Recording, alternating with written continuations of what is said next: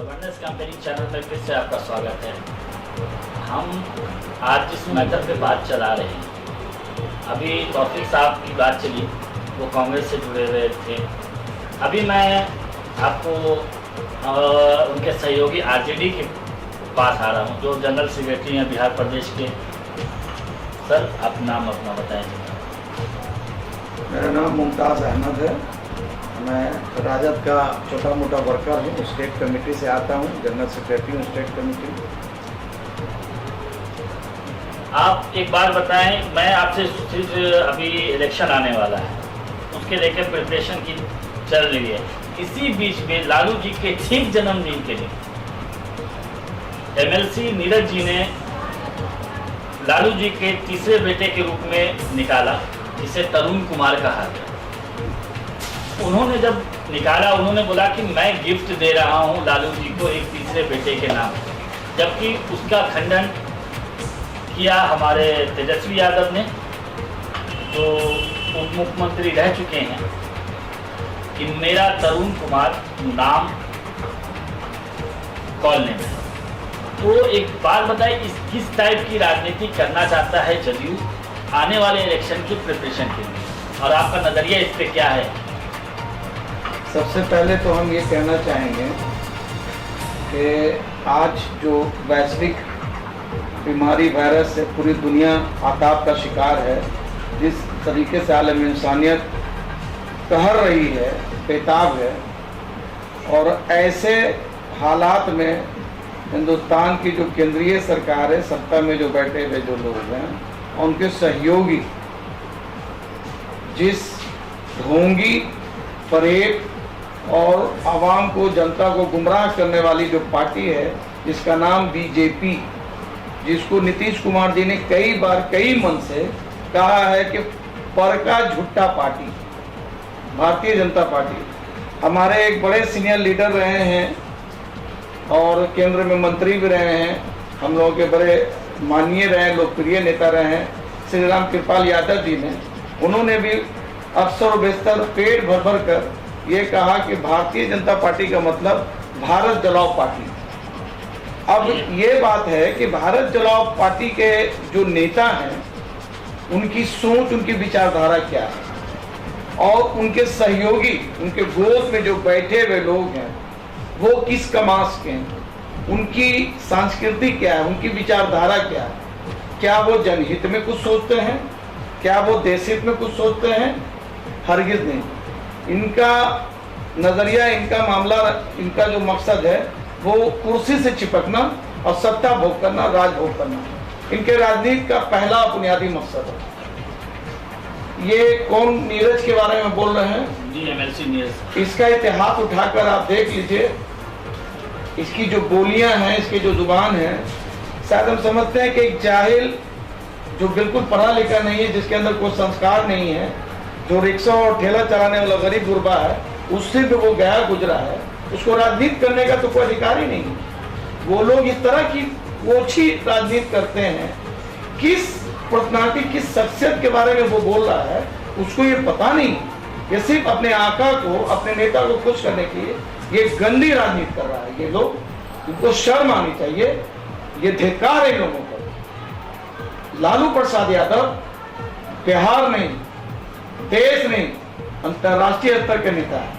लालू प्रसाद की विचारधारा बिहार के युवाओं में ही नहीं, गरीब गुरबा और जन जन में उसकी विचारधारा फैली हुई है, उसकी जड़ें, उसकी साख दूर तक फैली हुई है। लालू यादव के कारनामे, उनकी कारकर्दगियां इतिहास है, देश का इतिहास है, जिसको भुलाया नहीं जा सकता, फरामोश नहीं किया जा सकता।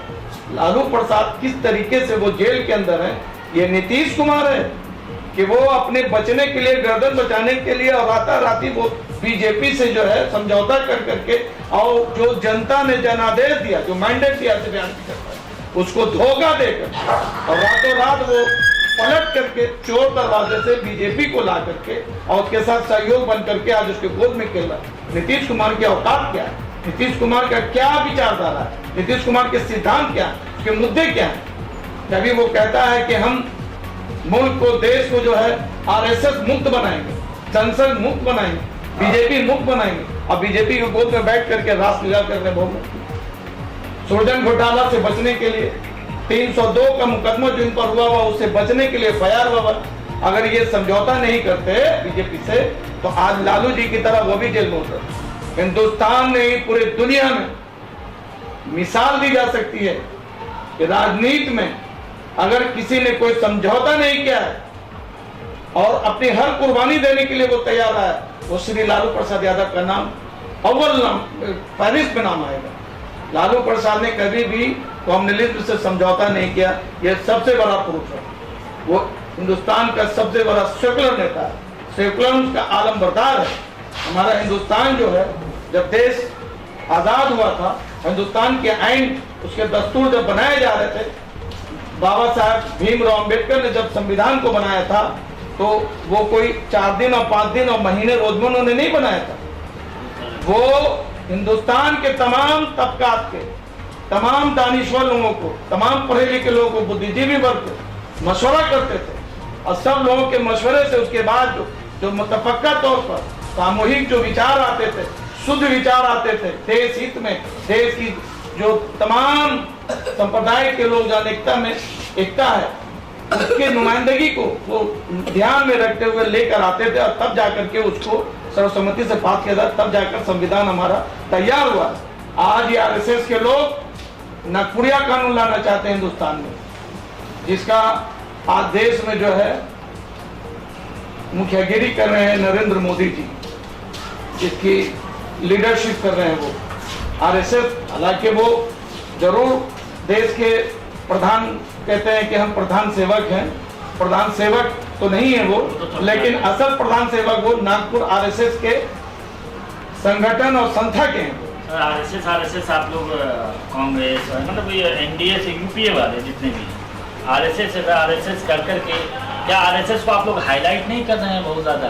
अगले 15-20 साल से सिर्फ आरएसएस का नाम पे हाईलाइट हो रहा है। आरएसएस में आप देख लें 47,000 मुसलमान के भी बच्चे पढ़ रहे हैं और 260 टीचर भी है, मगर आप जितने भी ये आप लोग समर्थक हैं मतलब कि यूपीए के आरएसएस मैं आपने कहा मैं मान लिया कि चलो आपकी सारी बातें सच है, क्यों आरएसएस को बार बार उठा के आप लोग मार्केट में ले आते हैं?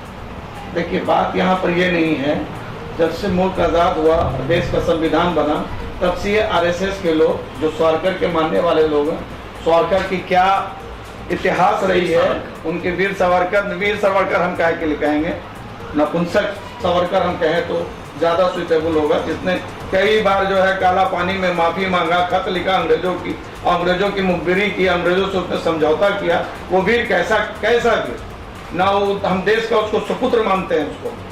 तो उस विचारधारा के लोग, जब देश आज़ाद हुआ, देश का संविधान बना, जिस वक्त देश आज़ाद हुआ था और देश का संविधान, उस वक्त से 2 विचारधारा हिंदुस्तान में काम करने लगी। एक विचारधारा जो थी वो सेकुलर की थी और दूसरी विचारधारा जो थी ये कम्युनलिज्म की थी, फासिस्ट की थी, जिसको आरएसएस फॉलो करती है।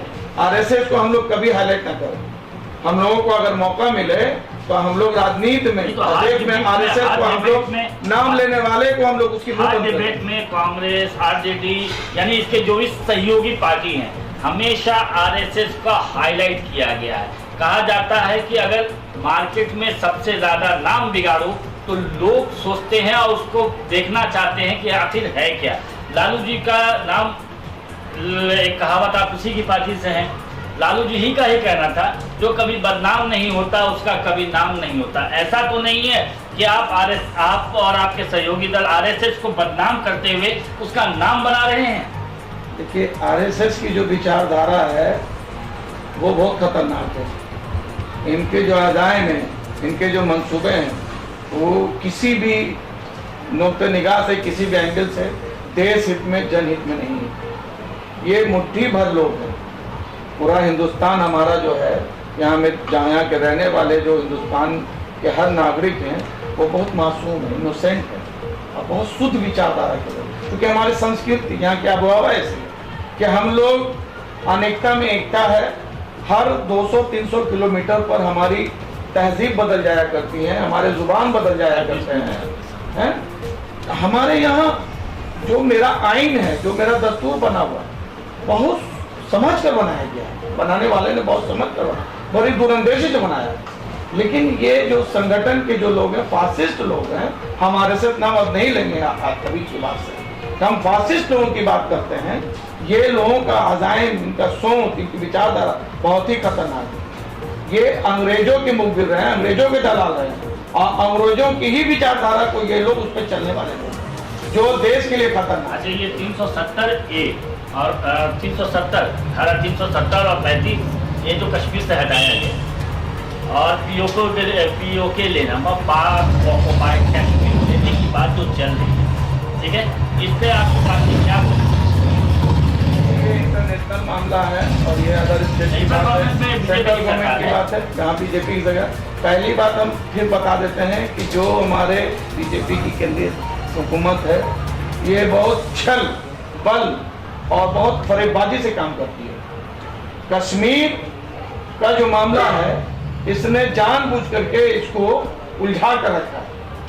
कश्मीर के कश्मीरियों के हित में इसका कोई भी कदम नहीं उठा है।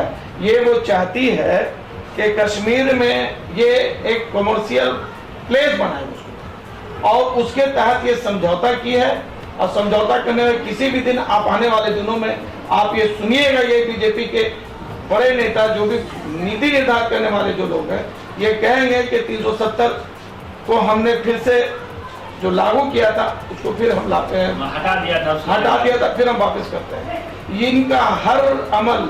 अच्छा, हमारे इसमें कश्मीर भी है एक तरफ, और इधर अरुणाचल प्रदेश, असम, अरुणाचल प्रदेश, यहाँ कश्मीर पे ज्यादा ध्यान है, मगर 370 उधर भी लगा है। आप वहाँ भी कुछ नहीं करते, उधर नहीं लगा, और ये 300 वहाँ 71 या क्या है, ठीक है, उस साइड भी आप कुछ वैसा पाबंदी है, जहाँ तक मेरा मिस्टेक है, ठीक है, वहाँ भी कुछ पाबंदी है। एनआरसी के चक्कर में आज 16,000 नॉन मुस्लिम, 16,000 या 16 लाख है, ठीक है, वो हटाए जा रहे हैं देश। ये मुस्लिमों की बात नहीं है, उनकी भी बात है। तो इस पे जो है आरजेडी एक क्षेत्रीय पार्टी तो अब रही नहीं, क्योंकि ये अब नेशनल पार्टी बन चुकी है। कुछ प्रदेशों में अपने सीट्स पे अभी जीतती भी है, जैसे झारखंड है, उड़ीसा है, दिल्ली में भी जीती है, दिल्ली में बंगाल में भी जीती है, ठीक है। तो अब नेशनल पार्टी बन गई है। तो नेशनल पार्टी के रूप में अभी जो बिहार का इलेक्शन होने वाला है, ये इलेक्शन पे आप क्या कहेंगे? और आपके पार्टी और आपके मतलब कि यूपीए गठबंधन की तरफ से किस नेता को चीफ मिनिस्टर बनाने की आप रखेंगे कि भाई ये बिहार स्टेट का चीफ मिनिस्टर और इसके चेहरे पे इलेक्शन किया जाए?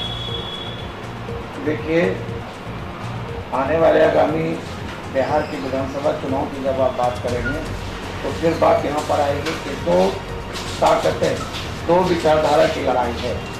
एक विचारधारा कम्युनल और फासिस्ट लोगों की है, एक सेकुलर जो धर्म निरपेक्षता की जमात के लोग हैं वो। उसमें इसमें कोई शक नहीं है कि कांग्रेस नेशनल पार्टी बड़ी पार्टी है, उनके कई प्रदेशों में उनके शासन चल रहे हैं, इसमें कोई शक नहीं, बड़ी पार्टी है। लेकिन क्षेत्रीय पार्टी इलेक्शन लड़ी जाएगी, क्या वो आपके एनडीए यूपीए सरकार में जैसे अभी आप जुड़े हुए हैं, यानी आरजेडी आपकी पार्टी जुड़ी हुई है, क्या तेजस्वी यादव इसके फेस होंगे इलेक्शन के, या कांग्रेस से कोई निकल के आएगा, या रालोसपा से निकल के आएगा? नहीं, बिहार की राजनीति में, बिहार की विधानसभा आने वाले चुनाव में आपको भावी मुख्यमंत्री के रूप में तेजस्वी यादव का ही चेहरा होगा, क्योंकि तेजस्वी यादव के पीछे लालू प्रसाद यादव का विजन है, लालू प्रसाद यादव का विचार। और कांग्रेस जो है यहाँ पर वो एक, जिस तरह से महाभारत में अर्जुन और कृष्णा का एक जो रिश्ता संबंध बताया गया है सारथी के तौर पर, कांग्रेस यहाँ पर बिहार में आरजेडी के साथ सारथी का काम करेगी। एक साथी तो आप चलेंगे, एक साथी तो आप जा रहे हैं, जेडीयू की बोली बोल रहे हैं। नहीं, देखिए, ये सब चुनाव के वक्त में ये सब थोड़ी सी बातें होती हैं, ये सब लोग अंडरस्टूड है, समझते हैं बात को। हर आदमी को अपनी अभिव्यक्ति की आज़ादी है और हर आदमी आज़ाद है।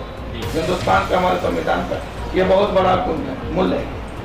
और जहाँ तक जो सेकुलर पे विचार रखने वाली पार्टियां वो टच से मत नहीं होंगी। और यूपीए महागठबंधन जो है वो मजबूत है पूरी तरह से। सारे घटक दल समय आने पर सब एक दूसरे के साथ कंधा से कंधा मिला करके और इस फासिस्ट आरएसएस एनडीए के खिलाफ में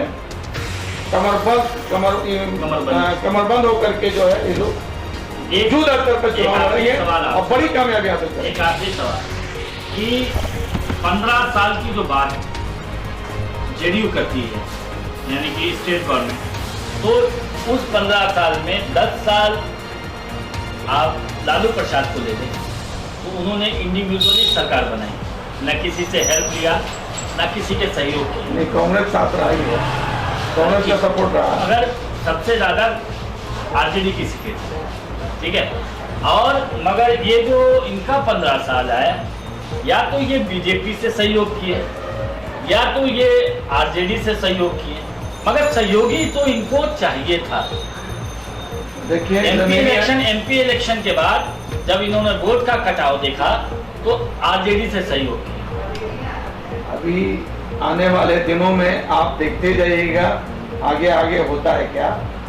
सबसे बड़ी चीज ये है कि बीजेपी एनडीए के जो घटक दल हैं, चाहे वो जदयू, बिहार में तो जदयू है एक नंबर पर, नीतीश जी की जो क्यादत में जो पार्टी है, और दूसरे बीजेपी, ये दोनों आपस में ही इस बात पर कंपटीशन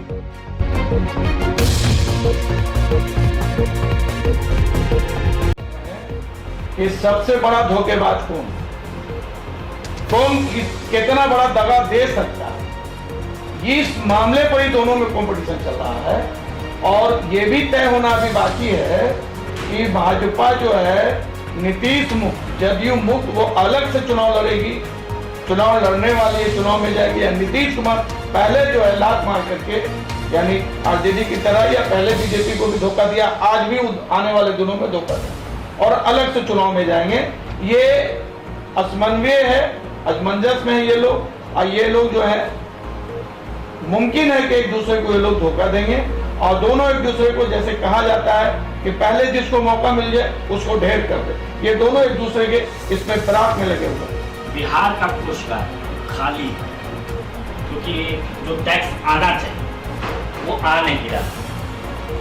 तो मैं ये पूछना चाहता हूँ कि जैसे यूपी में कोषगार खाली हुआ, वाइन के जरिए भरा गया, दारू चालू की गई, उस पर 75% टैक्स लिया गया और पूरा भर दिया गया, क्या नीतीश कुमार कुछ दिन के लिए अगर वाइन चालू कर देते हैं, इसका क्या आप लोग समर्थन करेंगे कि इसका अगेंस्ट करेंगे? देखिए, आपको पता होना चाहिए कि केंद्र में एनडीए की हुकूमत है, अब बिहार में भी एनडीए की हुकूमत है, यानी डबल इंजन की सरकार बिहार में चल रही है। कोष कहाँ से खाली हो गया, कैसे खाली हो गया?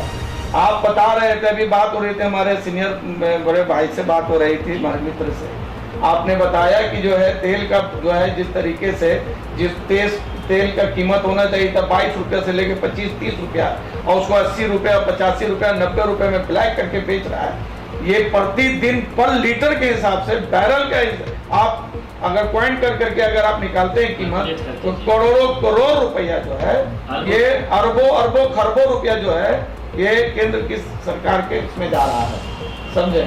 तो केंद्र, यही नीतीश जी जो है, एक मिनट, इन्होंने बांध किया था कि हमको बिहार जो है स्पेशल हमको पैकेज चाहिए और भारत को विशेष राज्य का दर्जा चाहिए। आज कितने साल हो गए बीजेपी के संग हाथ मिला करके सरकार चलाते हुए? केंद्र में सरकार है, क्या मजबूरी है, किस मौके की तलाश में है, क्या आने वाले चुनाव का इंतजार कर रहे हैं? क्यों नहीं ये बिहार को जो है मैंने आपसे शराबबंदी के बारे में, विशेष दर्जे का, मैंने आपसे क्यों नहीं इस मुद्दे को इन्होंने इम्प्लीमेंट करा? मैंने आपसे शराबबंदी के बारे में पूछा, क्या नीतीश कुमार चालू करते हैं तो क्या आप इसका समर्थन करें जिससे रोजगार बढ़े? देखिए, शराब जो है वो सामाजिक बहुत बड़ी बुराई मानी जाती है, और नीतीश जी का इस मामले पर, इस फैसले पर हम समर्थन करते हैं, व्यक्तिगत समर्थन। तो रुका कहाँ? आज घर घर तक डिलीवर है, इसमें कोई शक नहीं। आज घर घर तक डिलीवर है शराब, और वो भी दुगने दाम पे। शराब दाम पर नहीं, 50 रुपए का शराब 500 रुपए मिल रहा है। वही मैं बता रहा हूँ, शराब माफिया हाई टू हाई हुए जा रहे हैं, ठीक है? मगर शराब बंदी होती तो पूरी तरीके से, जैसे गुजरात में की गई, रियली एनडीए की सरकार वहां भी थी, वहाँ बंद की गई, मगर वहाँ टूरिज्म पैलेस के लिए खोला गया, टूरिज्म के लिए, टूरिस्ट के लिए, और या डॉक्टर उसको प्रेस्क्राइब करता है तो उसको खोला गया। मगर ये बिहार की किस तरीके से शराबबंदी की गई? सडनली पहले गली गली में शराब की दुकानें क्या बिगड़ना, क्या बिगड़ना है? शराब की बगल दुकानें में बनी। बच्चे स्कूल जा रहे हैं और उसके बगल में शराब। नहीं, इसका अगेंस्ट भी आपकी पार्टी कर चुकी है, गली गली मोहल्ले हम लोग खुद ठीक है, इसका विरोध किया। उसके बाद शराबबंदी हुई, शराबबंदी के बाद ये क्या इकोनॉमी गिर गई, बोला कि इकोनॉमी गिर गई। आज हर एक चीज के लिए सेंट्रल गवर्नमेंट से मांगने पे मजबूर है बिहार सरकार। ऐसा क्यों परिस्थिति? अगर शराब खोल दिया जाए, आप जैसे यूपी का मैंने मिसाल अभी दिया, वो 3000 करोड़ की जो बिक्री हुई है एक दिनों के अंदर, तो इससे रोजगार बढ़ेगा। और क्या इसमें आपकी पार्टी इसका समर्थन करेगी? नहीं, आपका जो सवाल है ये सवाल नीतीश कुमार ही देंगे, हम तो उसकी जगह पर है नहीं कि हम इसका जवाब देंगे। नहीं, आपकी पार्टी का पहली बात, हमारी पार्टी जो है वो मादक पदार्थ के खिलाफ है, जो नशीली चीजें हैं उसके खिलाफ है। बाकी जो वाइन वगैरह जो अंग्रेजी है उसके बारे में, जिससे कि बिहार को लाभ हो, जो टैक्स में वाइन की बात हो, उसके बारे में कुछ आने वाली सरकार, चुके ये हम अधिकार नहीं हमको है इस पर कुछ व्यक्तित्व अपना रखना, डिपेंड करने का, लेकिन हम ये कह सकते हैं कि इस पर कुछ रिलैक्सेशन हो सकता है। परिस्थिति को देखते हुए जिस तरीके से शराब माफिया और हर थाने के थानेदार और दरोगा उसके शेरर हैं, उसको पिछवा रहे हैं, यही चीज क्या गवर्नमेंट को अब करप्शन नहीं दिख रहा है? जी, जो 15 साल पहले लालू की सरकार में दिख रही थी, लालू जी जब सरकार थे, करप्शन है, चारा घोटाला है, ये है, वो। क्या इस मामले में करप्ट नहीं हुई है? करप्ट है या नहीं है, ये आप बताएं। देखिए, एनडीए की जो गवर्नमेंट आई है, बनी हुई है बिहार के अंदर में, सृजन घोटाला को अगर आप एक सरसरी निगाह से देख लें तो हिंदुस्तान का बहुत बड़ा ये घोटाला है।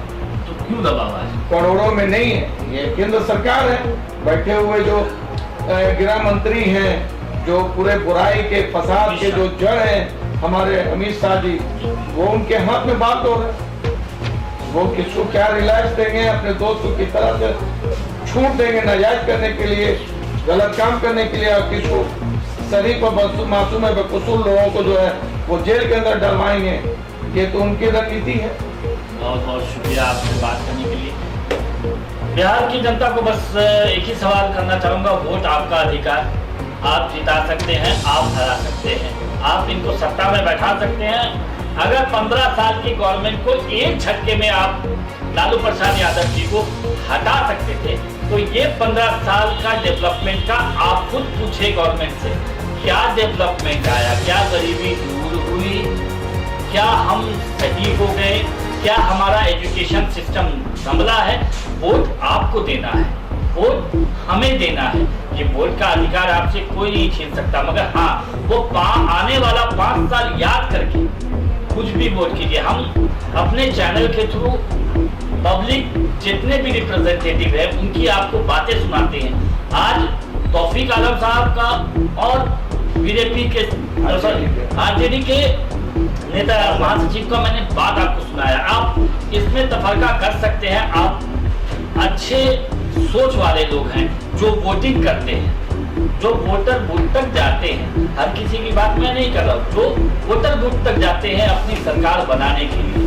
तो ये डिपेंड करता है आप पे, हम पे, कि हम कैसी सरकार चाहते हैं।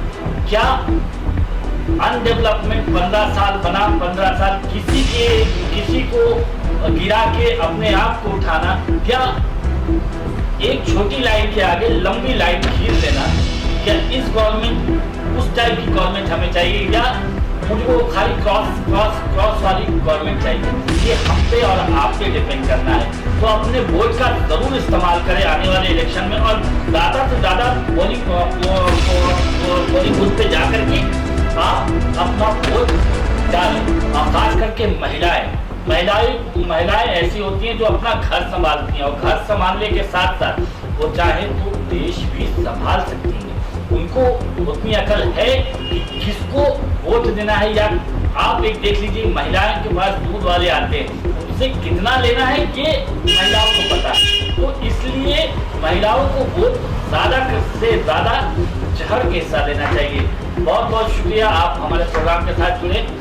तौफीक आलम साहब और यहाँ मुमताज़ साहब, बहुत बहुत शुक्रिया जुड़ने के लिए।